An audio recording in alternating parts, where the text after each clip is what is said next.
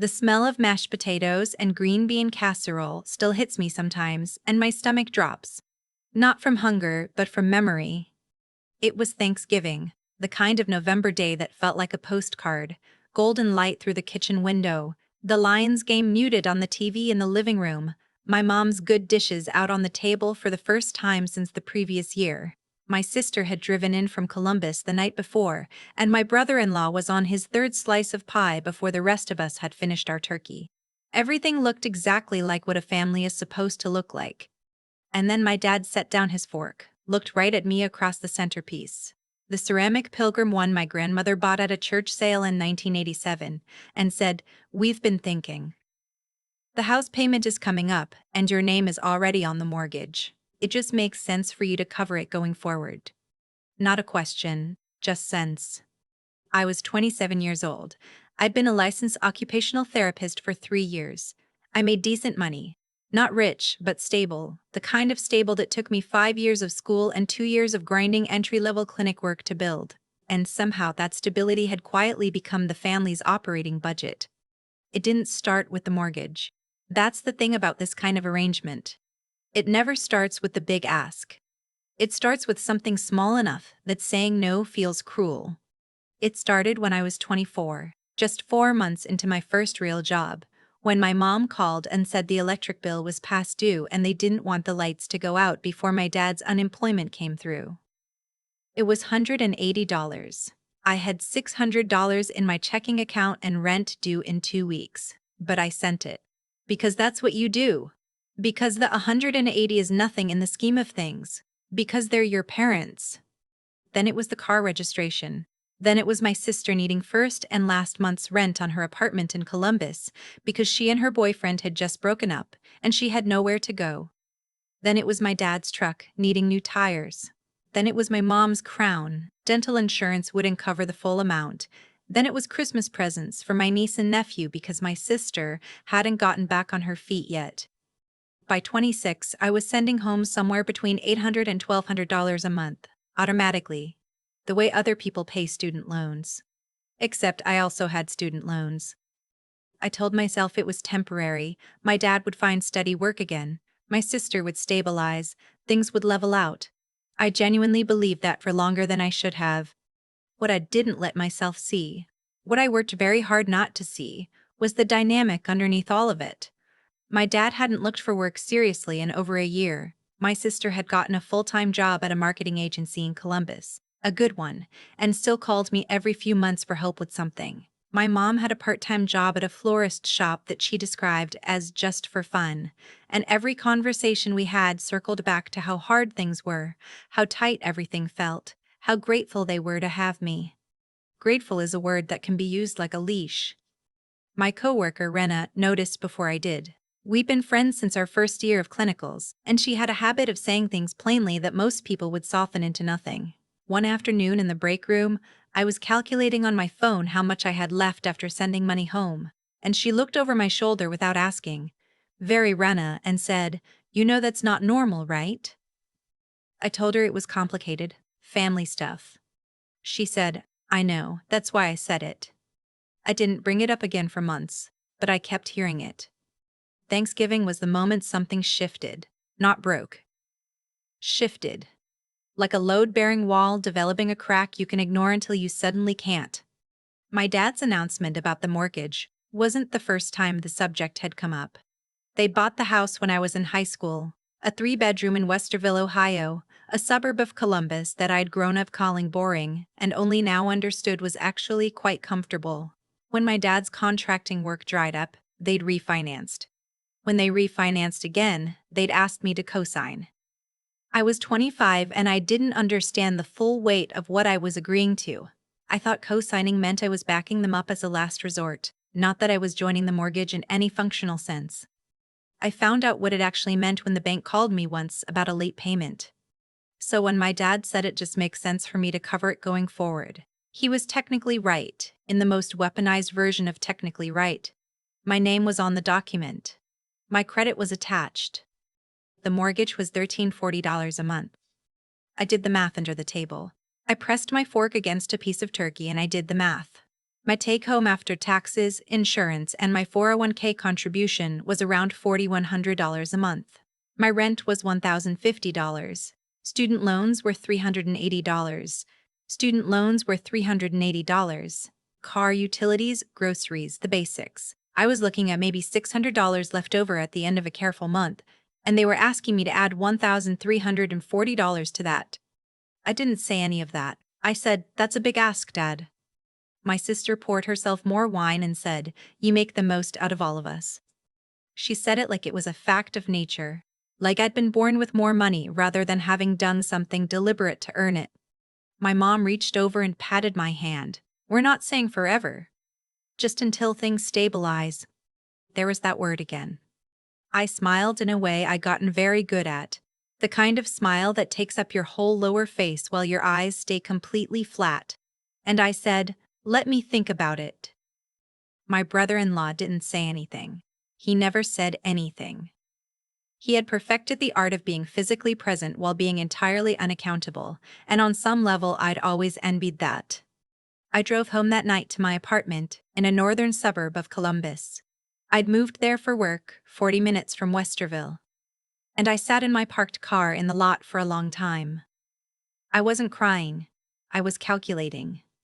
I thought about Rena's voice in the break room. "That's not normal, right?" I thought about the fact that I had $4,200 in savings, that I'd been trying to save for 2 years, and that was what I had to show for it.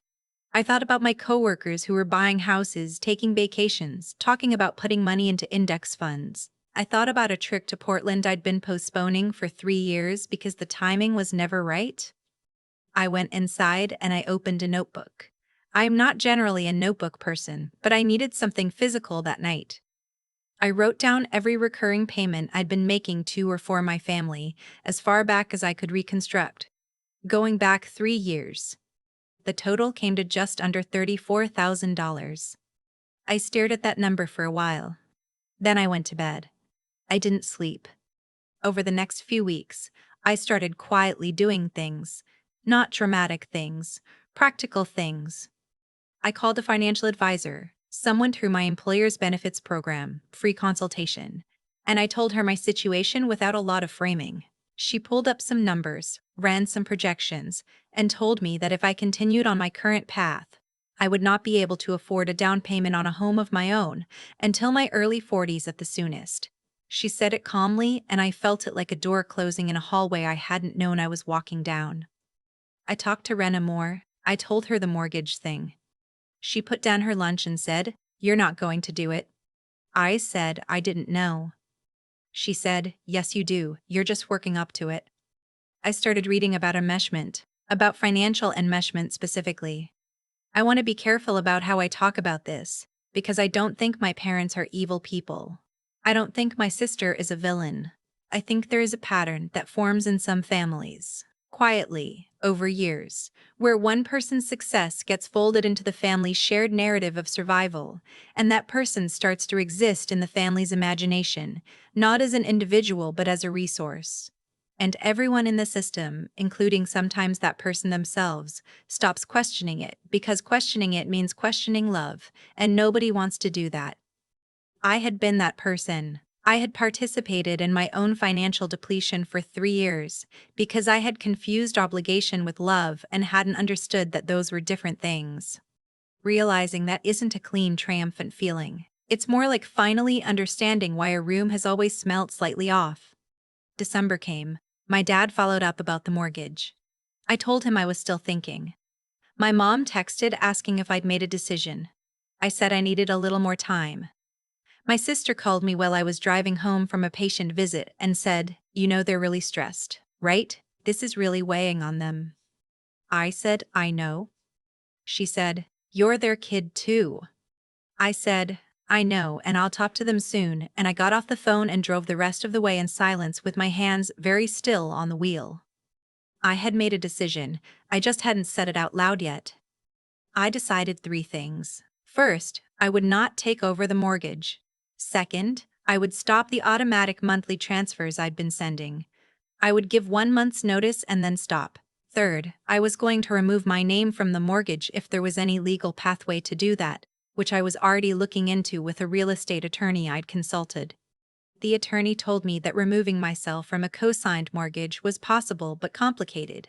The lender would essentially need to approve a refinance in my parents' names only, which required them to qualify on their own. Whether they could do that depended on their income and credit at that point. She said if they couldn't refinance, my options were more limited. I understood that my decision to stop contributing might create a genuine hardship for them. I held that. I held it for a long time, and I decided that the alternative, continuing to hollow out my own financial future indefinitely, was not something I was willing to accept, and that being unwilling to accept it was not a moral failing on my part. I drove to Westerville on a Sunday in early January. I brought coffee from the good place on Route 1161. I sat across from my parents at the kitchen table, the same table we'd had since I was 9. And I told them clearly, I was not going to take over the mortgage payment. I was going to stop the monthly transfers at the end of the month, giving them 30 days to adjust. I had spoken to an attorney about the co-sign situation and I wanted to talk with them about possibly refinancing. My mom started crying almost immediately. Not loud. She was not a loud crier, but the quiet kind that's specifically designed to be witnessed. My dad said, "We took care of you your entire childhood. You think that was free?" I had expected some version of this. I said, "I know it wasn't, and I don't take that for granted, but I've contributed more than $30,000 over 3 years, and I'm still not able to build any savings of my own. I can't keep going." My sister had not been there for that conversation, but she called me 4 hours later. I don't know who told her. She said, "So you're just abandoning the family?" I said, "I'm stopping a financial arrangement that was never formally agreed to and that I can no longer sustain." She said, "You sound like a lawyer right now." I said, "I talked to one, it helped." She hung up. The next few weeks were not quiet. My mom called nearly every day for the first 2 weeks, cycling through different approaches. Hurt, practical, reminiscing about my childhood, asking if I was okay, asking if someone had gotten in my head. My aunt, my mom's sister, who I had always liked and who lived in Cincinnati, called once and said gently that she hoped I'd reconsider. That family was family. My dad did not call. My dad communicated primarily by not calling, which was its own form of pressure. I went to therapy. I had been in therapy off and on since my mid-20s, but I started going weekly during this period. My therapist has this quality of being genuinely interested without performing interest, which I find steadying. She helped me see some things I'd been resisting. One of them, I had been waiting for my family to understand my decision before I was allowed to feel okay about it. I kept rehearsing explanations, refining my reasoning, preparing for conversations, as if there was a version of this where they fully got it and said, "You're right, we were wrong. Go live your life." My therapist asked me what I would do if that conversation never came. I didn't answer right away. She said, "You don't need their understanding to proceed." That sounds simple. It was not simple. It took me several more weeks to actually believe it. The refinancing conversation with my parents happened in February, on a video call I'd requested. My mom had composed herself by then. My dad was quieter than he'd been in January.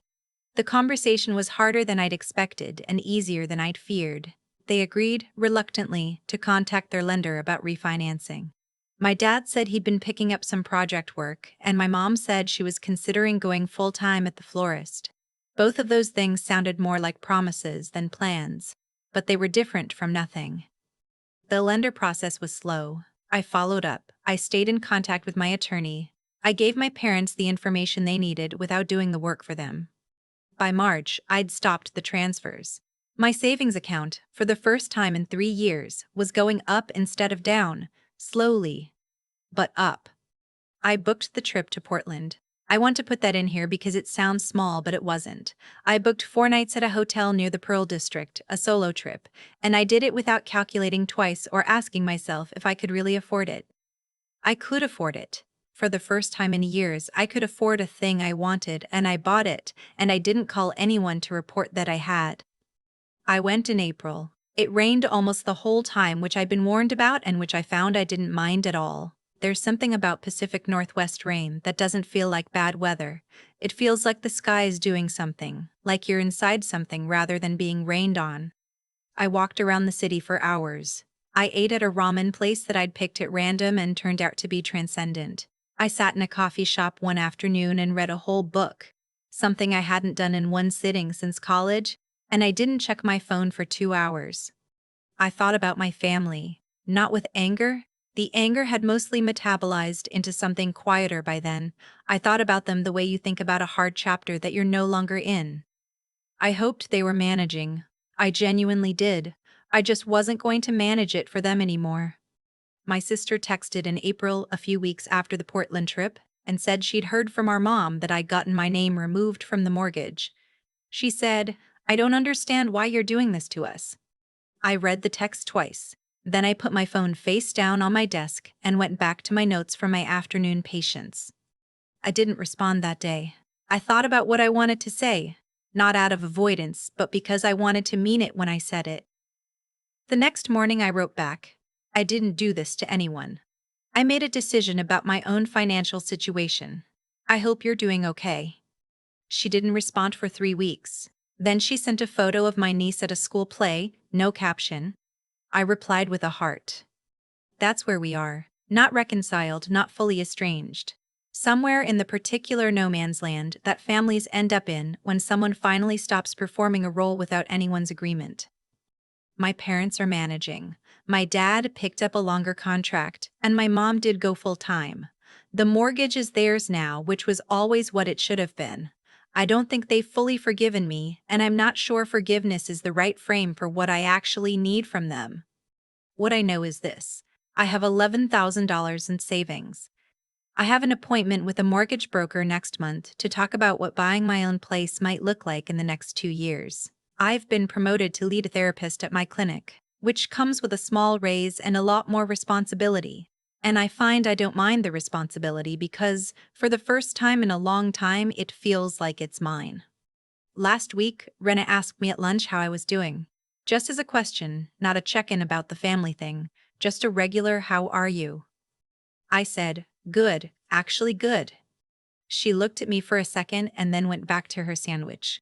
"Yeah," she said. "I can tell." I drove home that evening through the flat Ohio light going golden at the edges, and I thought about the Thanksgiving table and the ceramic pilgrim and my dad setting down his fork like he was about to say something that made perfect sense. It didn't make sense, but I finally do.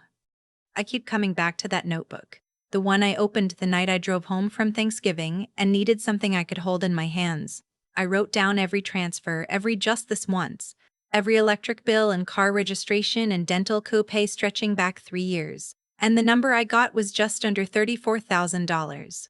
I stared at it and felt something I can only describe as the particular exhaustion of finally seeing clearly.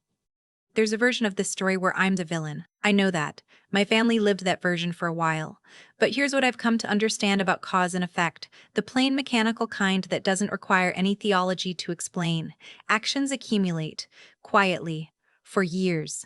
And eventually the accumulation becomes a structure, and the structure becomes invisible, and everyone inside it stops asking how it got built.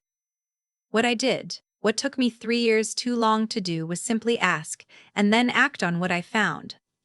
I don't think I was a bad person for sending that money. I think I was operating from the best part of myself, the part that genuinely wanted to help, that loved my parents, that didn't want anyone in my family to have the lights go out.